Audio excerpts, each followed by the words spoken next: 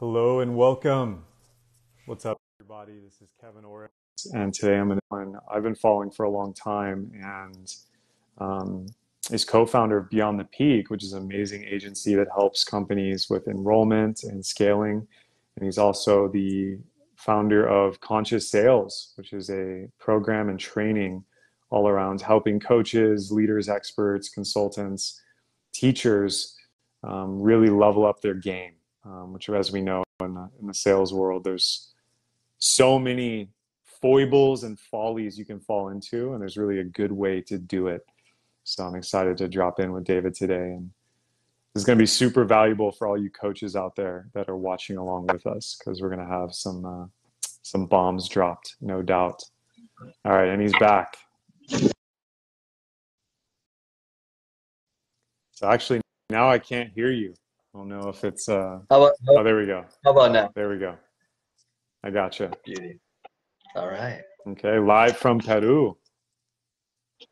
Live from Peru. Let's go. Yeah, it's been a blast. We've been here for a couple of days, about a week now, actually, almost. And I got here last week. My wife is half Peruvian, so we're coming out here to see family and spend a little time out here. A little Peruvian Christmas, huh? You got it. That's awesome. Well, I'm stoked to go in today, David. I know we've been discussing this and been excited for this live stream. And I'd love for you just to kick us off with just sharing the folks that are going to watch this who have no idea who you are, a little bit about who you are, what you do. I mentioned Beyond the Peak, Conscious Sales, but yeah, who is David and what's alive for you right now in the world? A little background. Love that, man.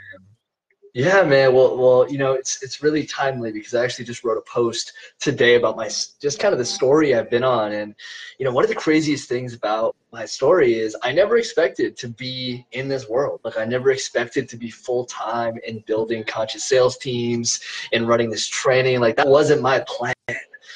You know, by nature, by heart, I'm a speaker, I'm a trainer, I'm a coach. I love people.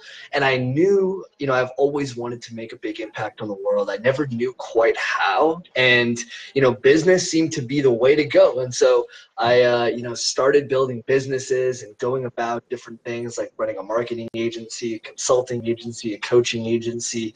But the way I fell into sales, and I've always been into sales, you know, but the way I fell into really this deep work is actually through burnout. You know, I had burnout in my company as a solopreneur. I was tired of running things on my own. I had built multiple six-figure businesses, and I was honestly a little bit fed up. And this was about 4.5 years ago now, almost 5 years ago. And you know, one of my mentors, who I'm sure a lot of you guys know, Preston Smiles, actually reached out to me, him and Zion Kim, who's another one of my mentors. Amazing humans, amazing guys. And they were launching this company called Kaboom. And they said, hey, David, you know, I know that, you know, I know you're dealing with a little bit of burnout. Would you want to just join our team full time? And so I did. And so I kind of put entrepreneurship on the side for a little bit. And I was like, all right, I guess I'm going to see what comes out of this. Never did I expect it to lead to a sales agency. Never did I expect it to lead to a training. But what I realized through that process is through my genuine desire to help people, care about people, through my coaching skills, I started to be really, really good at the sales process. I started closing 150 to 200K a month in that company. We did a little over 2.5 million the first year, 4.5 million the next year. And I honestly know what I was doing at first. I didn't know why I was achieving that success until I began to coach others. And, you know, I ended up becoming the sales trainer and coaching over 500 other coaches in their sales and reviewing their calls. And what I realized is the thing I was natural at, things that I was doing, like asking really powerful questions, challenging people out of their comfort zone, guiding them powerfully, listening and holding space for them, and listening more than I'm speaking, and just genuinely caring about the people I'm speaking to. That stuff worked, and it started not just working for me, but for other people. And so that's after doing that for a bit, you know, Kaboom took a little bit of a hiatus. Preston changed directions, and I decided to partner with my business partner, who's still my business partner, Oliver Wolf, and we went all in on building Beyond the Peak, which is a conscious sales agency for coaches and experts. And we kept duplicating the process over and over again. And what we realized is, damn, we really refined a process that not only works, but has prospects wanting to say yes to you without you needing to push them, manipulate them, do any of that weird stuff, really just empower them to move forward. And so, it's been a really, really fun ride since then. We've been able to generate over $10 million sales now over the last couple of years. It's been so fun. And now we're launching our conscious sales training so we can get this work out to the world, because people need this, especially today, especially with the economy the way it is, especially with how resistant people are to sales nowadays, with how many, cold DMs are out there, and all the people that are just trying to take your money and a lot of them for not very good reasons. We need more good people who are selling consciously, good people who can actually get their work out to the world. So long story short, man, that's how I got here. Love it, man. Love that little hero's journey. And David, I mean, you were working, Preston was a huge influence in my coaching career. He's one of the OGs, Zion as well. Love his work. As you were coming up and kind of cutting your teeth, having been a coach yourself, what are like the major shifts you've seen? Because I know you mentioned that story started about 4.5 years ago. How has the coaching industry changed? I feel like it's radically different than that time period. Like, what are some trends you're noticing, especially being like boots on the ground? Oh man, I feel like at that time I was in the coaching industry for a couple of years. I think it's breaking up. Yeah, I can hear you. You're breaking up a little bit, but I can hear you. Okay, cool. Ben, it's a great question. I'd love to kind of like jam out on this because I'm sure you've noticed a lot of changes as well. But man, I feel like when I started in the industry like 8 or so years ago, and then even 4.5 years ago when I partnered with Preston, like I feel like it was like the wild, wild west out there. I mean, even 8 years ago, the industry wasn't as known and people weren't getting into it. It wasn't as, clear what a coach really was. And I mean, I think the biggest thing that I've noticed change is just the amount of coaches that have stepped into the industry, but also the amount of, and this is kind of unfortunate for an industry that's so transformational, but the amount of bullshit that's in the industry now. Yeah. The amount of people that actually shouldn't be coaching and doing what they're doing, who are manipulating others, selling them high ticket services because they think it's the thing to do and not actually offering them value. And it's unfortunate because, the amount of sales calls that my team has and we have with people who have gotten burned over and over and over and over again in the industry, like I think we're going to a place of regulation very soon. It hasn't been that way, but I think more and more we're getting there. And honestly, I think some of it's needed. Like, I don't believe in too much regulation. I want there to be a level of freedom. But, the fact that anyone from any background, without anyone checking up on them, could join the industry and basically sell people at any rate is pretty scary. And so, yeah, in terms of how it's evolved, way more people.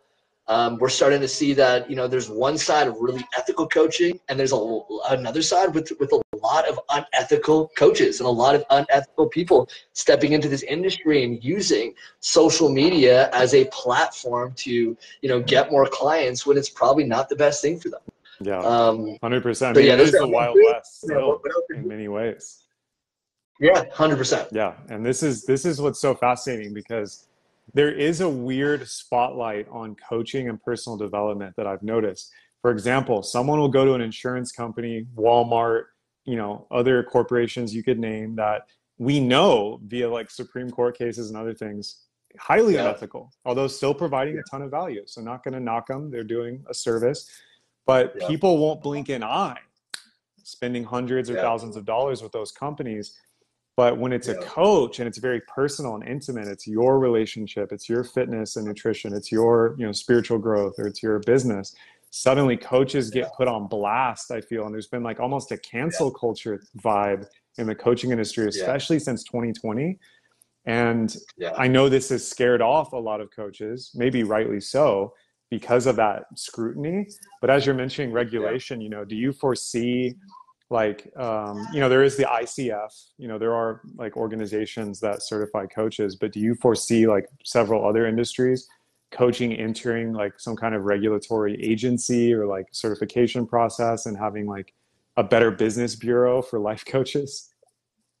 And you know, it's funny though, like to some degree, it's already happening. You know, like I know a few coaches who have gotten slammed by the FTC, and most of that's in the make money space. Like the claims out there, the amount of people saying you can make X amount of money by posting on social media, like most of it's there, but we're starting to see like some of that cracking down happening now in the industry, and I do think it's gonna continue that way. But more importantly, like I think this is an opportunity for the ones who genuinely want to help people and serve and know that they're here for something good. I think it's an opportunity for them to really dial in how ethical they are in their practices and learn the art of and really like ensure that every part of their business is dialed in. They're truly delivering a service that matters, that they're selling in a way that's ethical, that they're kind of letting go of a lot of the manipulative stuff that is being taught out there, because there's a lot of it,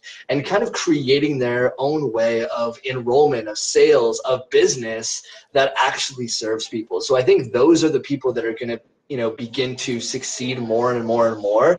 And we're going to start to see a lot more of the ones who are making bold promises who can't deliver, the ones who are manipulating people into buy. And I think those people are going to be put on the public pedestal a little bit more. And unfortunately, that does mean that some coaches are going to get kind of crucified as a Right. result of that, because people, the public eye is going to say, well, if that's happening, what about you, right? It's kind of, I think there's a couple documentaries recently on Netflix about the coaching industry. I think one on Twin Yeah. Flames and I another haven't one, watched it yet, which is but I actually heard a it's friend of devastating. mine. I haven't watched it either. I kind of want to. There's another one on like this, something about the psychological life coach or something like that, which is actually a buddy of mine who ended up starring in a Netflix show that became like top 10. And it's all about his journey of like actually being with drugs and in prison, and also, and then getting into the coaching industry, and to start off with manipulating people until he had a whole transformation. And that's not what he does anymore. But, you know, I think that's going to keep happening over the next few years, where, you know, I don't believe this industry has still hit like the mass market. Like I think if you walk up to a Oh stranger yeah. on the street and you ask them what coaching is, most people No, they're still like, don't oh, know, what are you, right? They're a like, what do you mean, basketball like coach? soccer You're a coaching? little league Yeah, coach? exactly, right? Yeah, 100%. So I don't think we've started yet, but I do think we're going to start to notice a ton of radical Totally. changes. I mean, when you look up the market cap for coaching, I do this like every once in a while. It mainly involves executive or like business coaches in the more traditional corporate sense.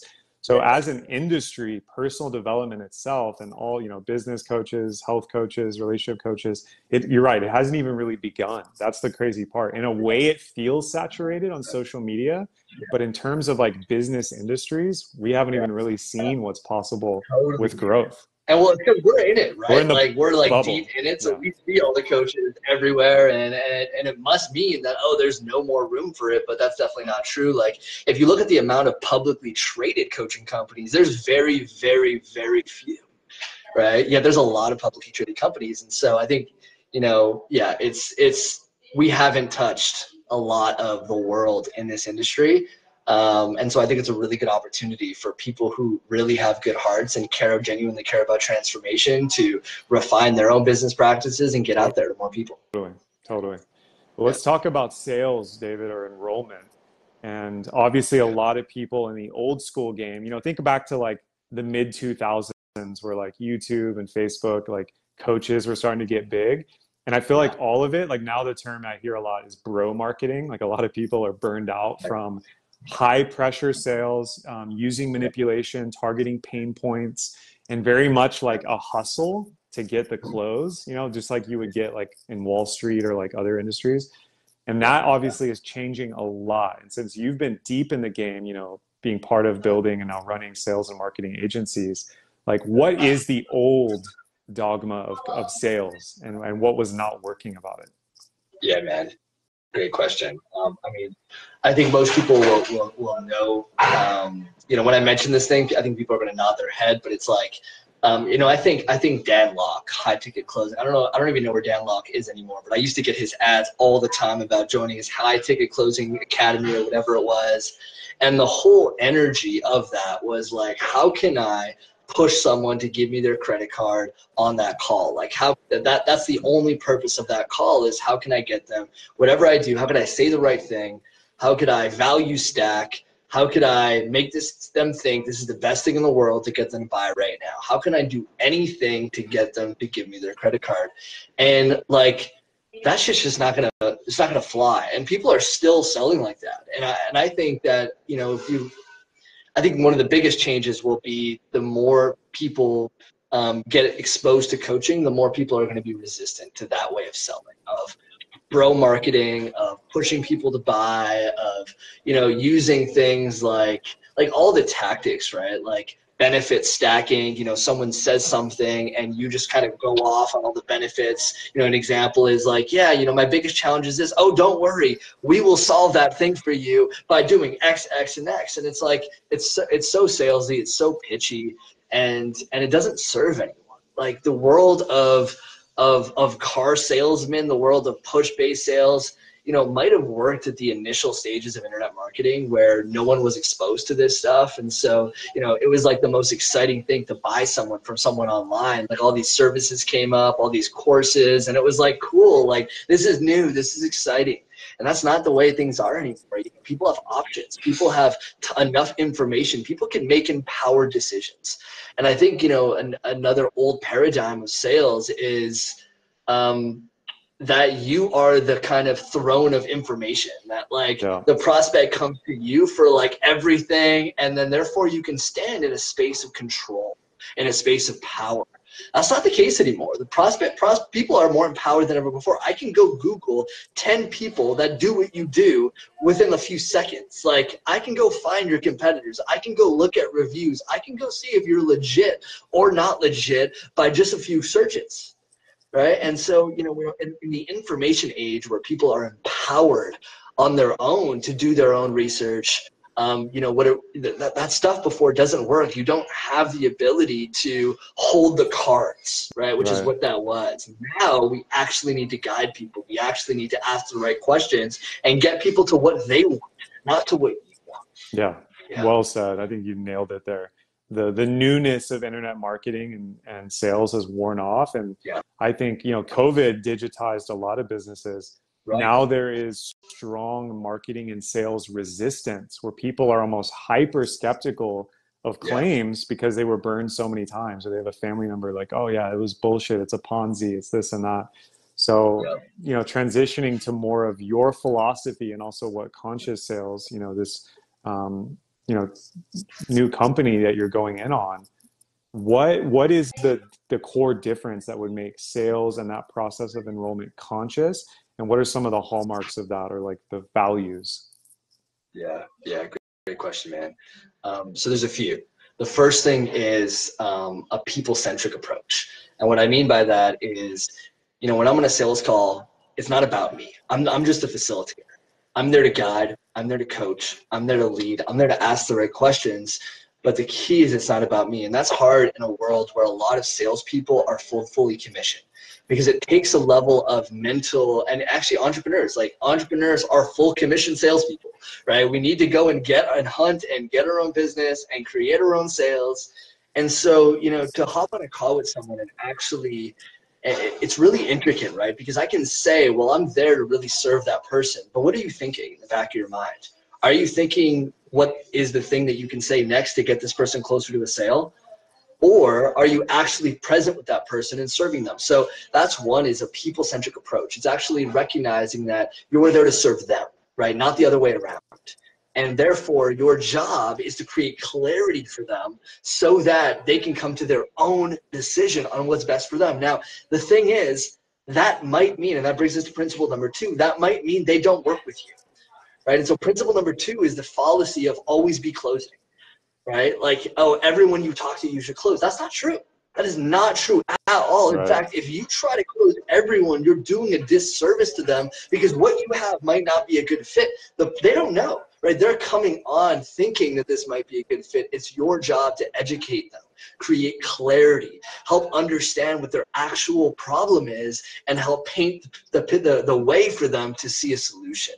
And if that solution means working with someone else that's not you, then that's what it means. You know, I remember a conversation that I had on a way back in the day when I was selling for Preston. I had this call, and you know, it led to me saying no to this woman. And the reason I said no is because she was the classic like perpetual course Yeah. addict. She had just purchased Classic. like 4 or 5 courses, and you know, she had not she's not done any of them. She had not acted on any of them. And so I told her, I'm like, why haven't you done that? And you know, she got her own way, her own mentality, whatever it was. Whatever it was, she just had it. You know, her own story was, well, it wasn't the right one, so let me go buy another one. And so I called her forward on that and said, look, I don't think you getting another program is going to serve you.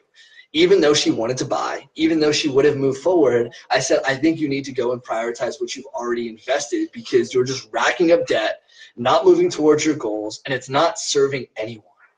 And Kevin, she broke down in tears in that moment, like a complete visceral somatic release, because no one ever said that to her before, right? She's racking up debt in scarcity. Her nervous system is completely shot. And she just thinks that another dopamine hit, another investment will get the thing that she wants. But someone needed to break the cycle. And in that moment, it was me. And she said, thank you. Right? Thank you for having the courage to say what no one else was willing to say. And I didn't make a sale that day, but I got to walk away from my day feeling really good about the way I showed up. And I think that's what sales gets to be about. So number 2 is recognizing that it's not a numbers game. You know, you're going to find people that aren't a good fit, and that's okay. And 3, you know, one of the focuses of our training and our teams is emotional intelligence.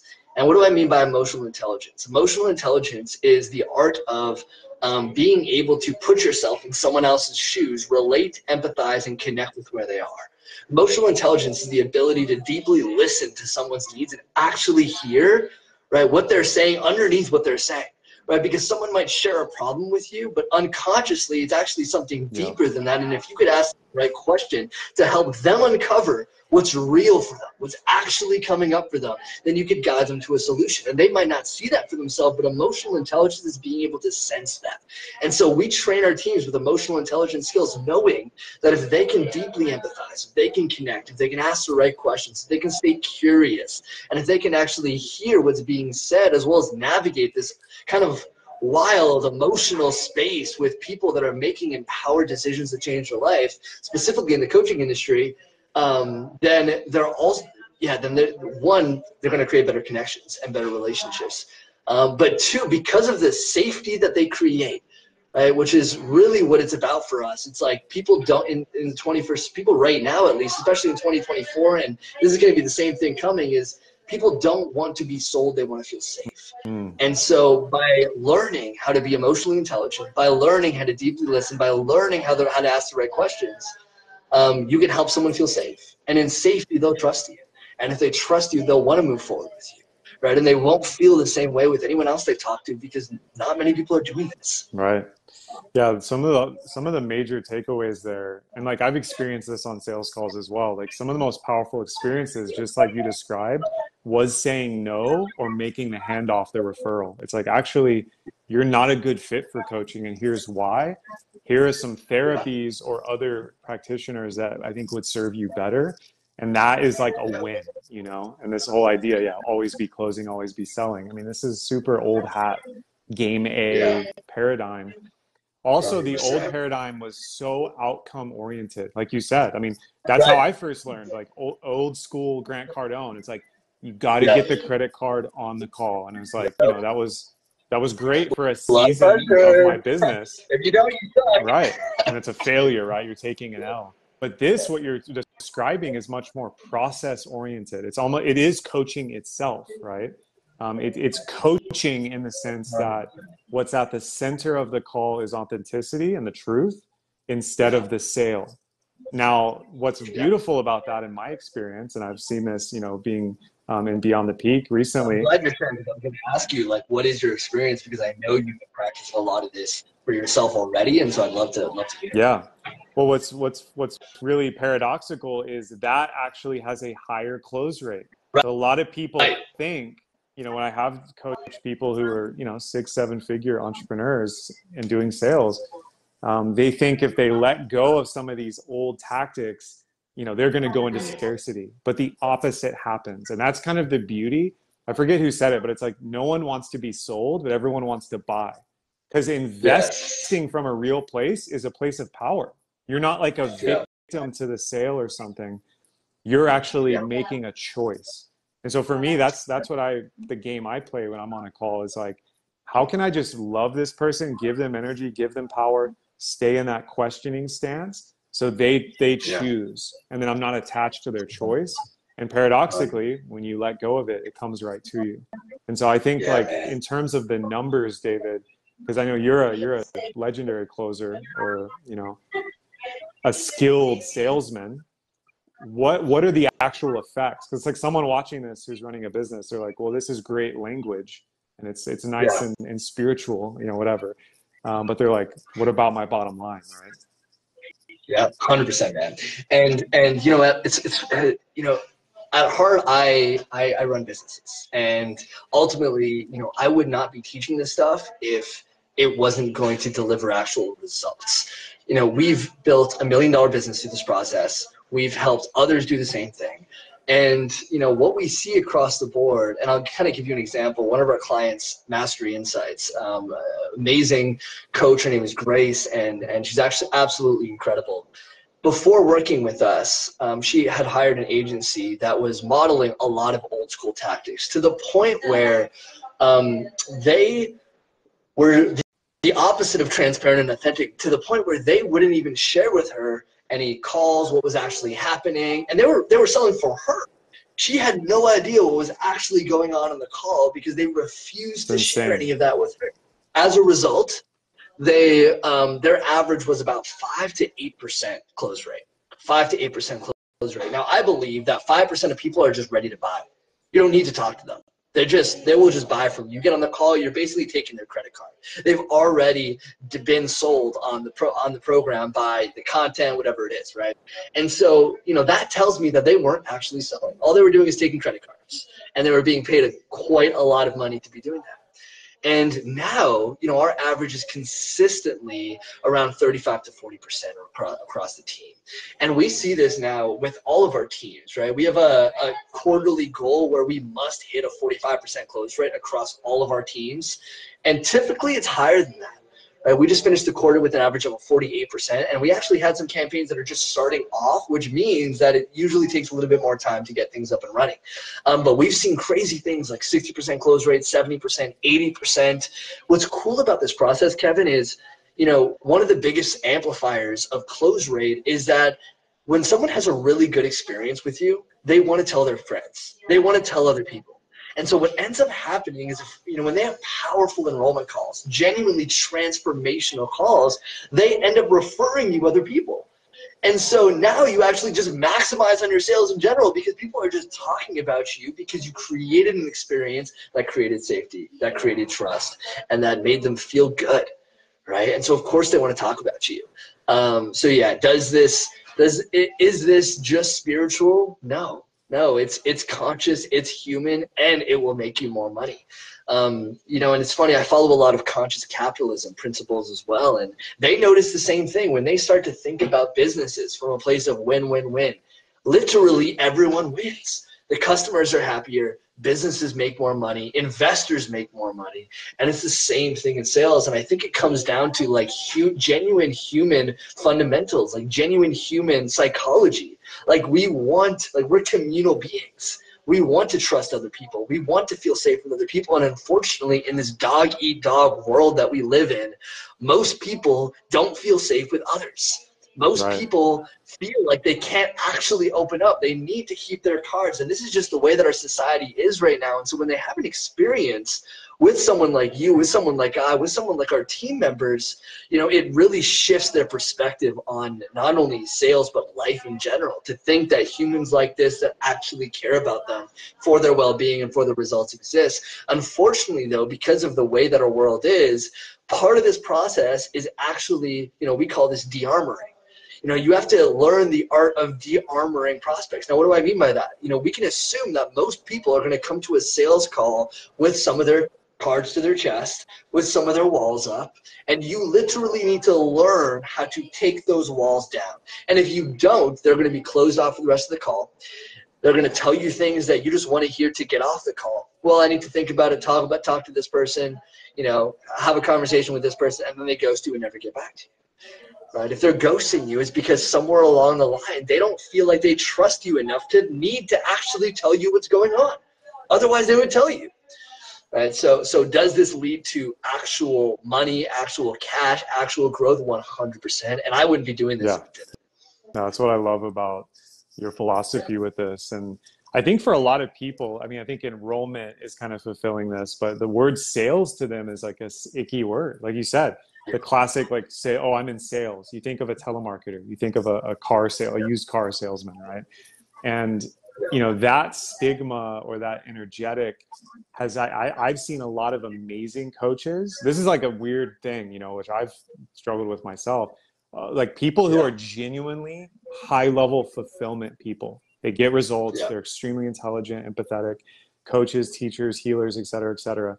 But they will be out competed and out earned by pro salesmen or marketing in that old paradigm. And I think as the coaching industry grows, there's going to be a lot of people that are going to have to come to that choice point, right?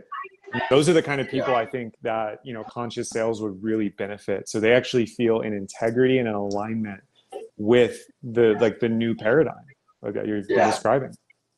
100%. Because you're right, man. Like, not only is it affecting the consumer, but unfortunately, so many good people out there, so many leaders, so many people with genuine desire to impact others, stop themselves from putting themselves out there.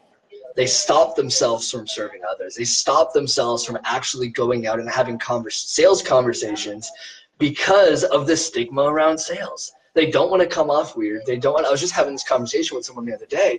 How he's like, man, I've gotten so many results from people. I've impacted so many lives, yet I don't want to put myself out there because of this block I have of I don't want to come off manipulative. I don't want to come off weird. I don't want to come off uncomfortable. I don't want to make people feel awkward. And it's like, man, your fear of sales, of the stigma created around sales is stopping you from what the world needs.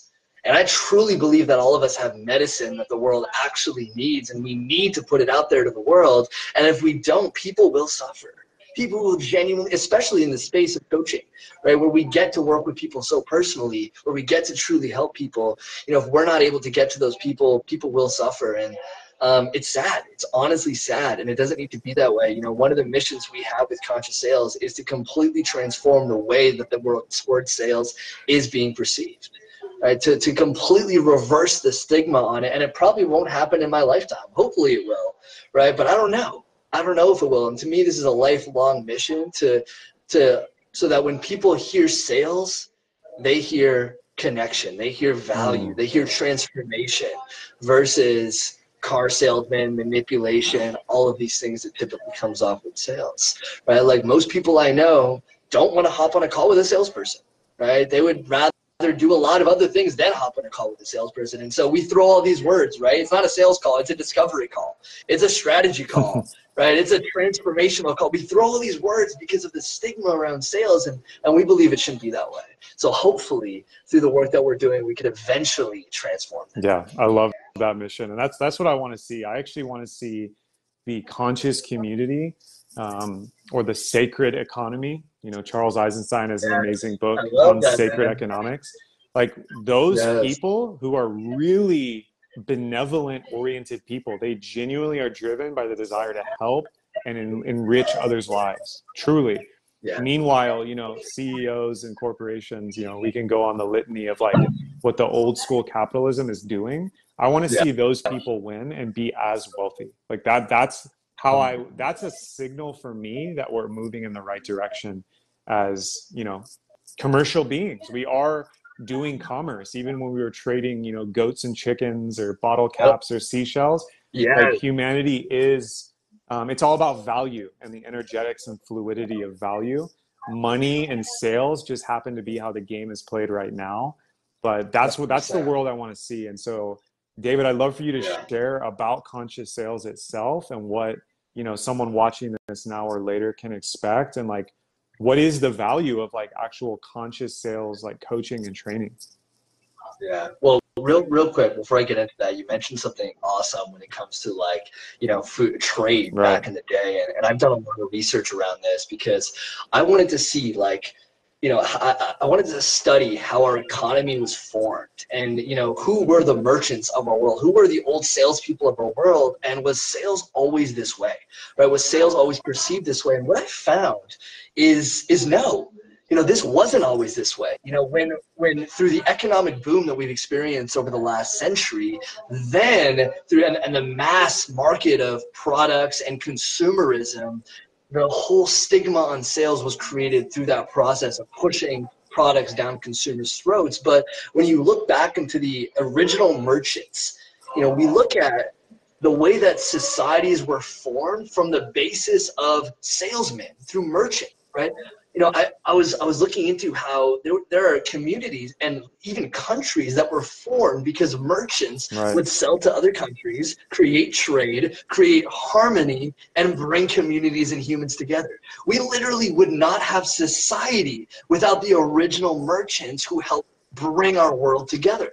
Right? And so I want to get back to our roots, get back to that. Get back to the value that they provide, the caring about relationships, the wanting to create win-win-wins. And was there shit back then? Of course, there was some stuff, back then. But a lot of it was based on just win-win-win, creating harmony, creating community. I'm giving you something that I don't have, and so you can give me something that I don't have, and together now we can have both of our needs met. And that's really what sales comes down to. And so, Well, that's beautiful yeah, because just wanted to touch merchants, on like what were merchants, right? You look at the Silk Road, you look at the Middle East, you look that. at even the Amazon. The Yeah, tradesmen and merchants were diplomats. They were yeah, yes, entertainers, they were storytellers, and they yes, carried the news. They didn't have their push feed of Apple News back then. When a merchant yeah. arrived at another village or nation, they were honored as a guest. It's like, yo, tell us what the fuck's going on over there. Like, do you guys have a Yes. surplus of corn? We've been struggling with this. And those guys, like, they were masters of building relationships, which brought peace, by the way, because warfare can't exist when there's a mutual interdependence. So that is actually, Yes. that's a huge ethos that we really need to get back to. 100%, man. Man, I love how much you know about this. It's Oh, I awesome. love history, man. Like studying how trade and mercantilism has shaped our world. Yeah. And now, we're global, instant, the internet. Like I Yeah. actually see trade and commerce as one of the peaceful paths of the future. Like right now, why are China and the US not at war? It's largely because of trade. Yep. Trade is actually Yep. creating peace on earth. Yep. Even though it can, like, Yep. if you're in the bullpen on Wall Street, Of it course. feels like a battlefield, but trade and Yeah. commerce, and we can obviously do a much better job and do it more ethically. That's the major win there. Totally, man. I mean, that's why all these things are coming up with conscious capitalism, conscious leadership, conscious sales. It's like we recognize that capitalism can be a force for good and should be. The economy was built on it. And so what else can we come back to as a society to keep that going? And I think, yeah, like even the way that we're coming back to our roots with building local sustainable communities, like the amount of people that want to build their own communities. Well, say we go all the way back there, what's going to happen is eventually those communities are going to start collaborating, working together, supporting each other. We're going to get right back to the way that things are. And so, love this, man. Yeah, I feel like we could keep jamming out on this conversation for sure. Yeah, I mean, that's a whole podcast right there, just on the Yeah, history yeah, of exactly. trade and commerce. But yeah, let's talk conscious sales. Like, I've been speaking to people about it. I think it's world-class training. I've taken all the old school bro sales trainings, and Yeah, I had my me mentors too. in the coaching industry. As you've cut your teeth on some of these epic companies. But what really sets it apart, and for someone right now who's watching, who's a energy healer, who's a psychedelic medicine practitioner, who wants to go into helping women, empower themselves financially as a business coach. The coaching industry is much more nuanced now. How are Yeah, those people going to go through conscious sales, and what is that going to offer them? yeah, great question, man. And for us and for where I see 2024 going and beyond, it's not about if you learn the fundamentals of conscious sales, it's when. Because the industry is going to become bigger and bigger. There's going to become a lot more spotlight on the people who are doing shit that doesn't serve people. And there's going to be a lot more consumers, a lot more people buying who are sales resistant. So, what it will do with you is first and foremost give you the confidence to actually put yourself out there and have genuine conversations with people who need your services. And that's the first, is like the come from, right? The context you're actually showing up with. Because what I found more than anything is your energy sells, right? And so regardless of saying the right thing, regardless of the right, principles and practices, like, it starts with you. And when you're resistant to sell, when you're resistant to talk about your prices, people can feel that, right? And it becomes awkward. And that awkward process, no one wants to actually buy from you. And so the first thing that conscious sales will bring to you is confidence. Confidence to have as many sales conversations, to not fear sales, to ask for what you're worth and not undermine your own prices. There's way too many people out there who are charging far less than they're worth and kind of running a charity service, when really they should be running a business and actually supporting people and helping them. So that's the first thing, is confidence. And the second thing is process. We've developed a process around specific questions that you can actually guide someone through on a call to really have them open up about what's going on in their life, open up about their challenges, open up about their vision, and then help them see what's stopping them and getting in their way. So you're going to learn that process, as well as the process to help people navigate through any fear that comes up. And we look at any objection as simply an indicator of fear present. Right? An objection is just an indicator of fear present. And that fear can be guided through, can be worked through, can be supported through if you know how to do it. Now, most people get defensive, get offensive, right? They either get aggressive with someone who has an objection, or they get defensive and start to tell them why their program is better than anything else that's out there. And they do things that amplify the resistance. And so we want to teach you how to de-arm prospects, how to remove resistance, how to have them open up to you, to trust you, so that they want to actually move forward with you.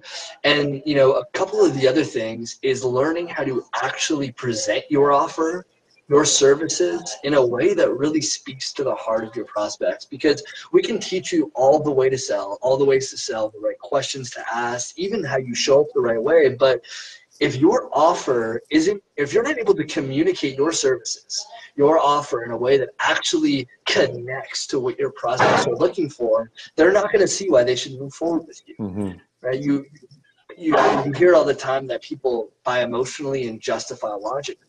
Well, if you don't have a way to connect your offer to the emotions of your prospect and then justify in their own mind why they should actually spend $1,000, $2,000, $5,000, $10,000, $20,000 to work with you, they're not going to want to move forward. So you'll learn all of that, as well as how to build short and long-term relationships. Right? If someone says no today, most people forget about that lead and never talk to them again.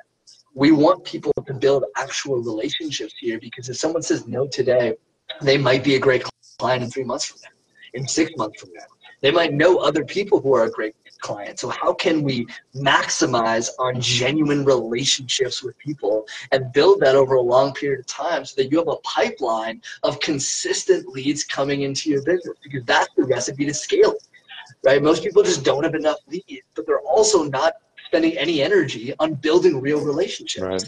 And so they run out of leads, and they keep going through this hamster wheel of doing the same thing over and over and over again. And our team has never run out of leads, because they know how to build relationships that lead to more referrals, that lead to more upsells, that lead to more relationships from there. So those are a few of them. There's a lot more. We're going to go deep. January 11th is when it launches, and we're going to go deep on a 10-week journey. It's going to be a mix of content, community, practice. We're going to do we have something that we created called the Kaizen Conscious Sales Dojo, and it's where we get in to actually sharpen the craft of sales together through practice, through role playing, through experiential learning. I'm a big believer of experiential learning. I hate just sitting behind a desk and studying. I hated school for that reason. I need to be in my body. I need to be in practice.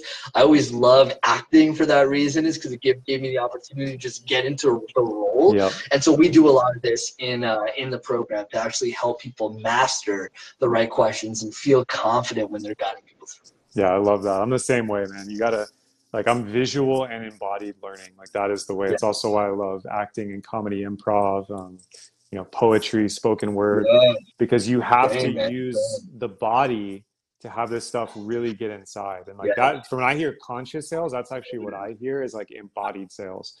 An embodied Love it. person who's enrolling is going to outperform the guy that's just mentally going through his model that he learned on YouTube every single time. And that's Yeah, the man. kind of businesses and coaches we want to see succeed. And yeah, I mean, I'm definitely learning a lot, David. Just being in your orbit, it's amazing to deepen with you after seeing your journey over the years, and obviously meeting Oliver down in the Pura Vida. But Yes, sir. yeah, any closing or final thoughts here as we wrap here? I mean, I think you really nailed it on that last statement there of embodiment. And I think we want to get anyone who goes through our work to the place where they don't need a script. They don't need they don't need to think about what to say. They're embodied in how to lead, how to guide, how to coach, and how to support people in making a buying decision. Right? And if you know that art, if you're embodied in that art, if you're confident in that art, sales will become easy for you.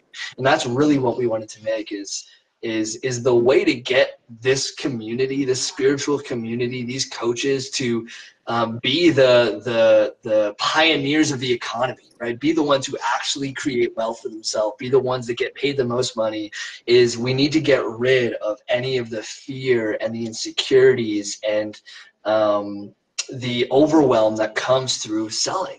We need to make it an embodied process, a confident process, so people can just put themselves out there and actually get the customers that they want to get. So, yeah, man, it's going to be a fun journey. We're going to help a lot of people, and I'm grateful to be on this journey with you, and get to work with you in this process, get to support your audience, get to support you, and I'm really excited for what 2024 has in store and all the people we're going to get to help. 100%, man. I think 2024 is going to be a pivotal year. Obviously, Yeah. an election year. Obviously, world markets are in a pressure cooker. I think we're going to see some big pop-off energy next year, and I'm here for it. I want to see coaches win. I want to see conscious sales win. And as you mentioned, it officially launches January 11th. You got it. Yeah. So we'll have a link here. Anyone who's watching this video later, just type in replay. And if you want to learn more and even get some free resources on just like how to up level your next, discovery call today, reach out to myself, reach out to David. He's tagged here. Make sure you're following this man and Beyond the Peak and Conscious Sales. And I hope everyone's having an amazing holiday time. I'm wishing you well there in Peru, David, as we come into a winter solstice and a time of going inward, being with our family, our community, and really getting recharged and ready to blast off in 24. Beautiful, man. Well, happy holidays to you, brother. Much love to everyone watching this and watching the replay. And look forward to supporting anyone who ends up coming through. Awesome, David. Well, adios, hermano. And thank you, everyone, for watching. This has been beneficial. Smash that like button, hit share, drop us a comment, and let us know what you thought. Peace, y'all. Beautiful. Much love.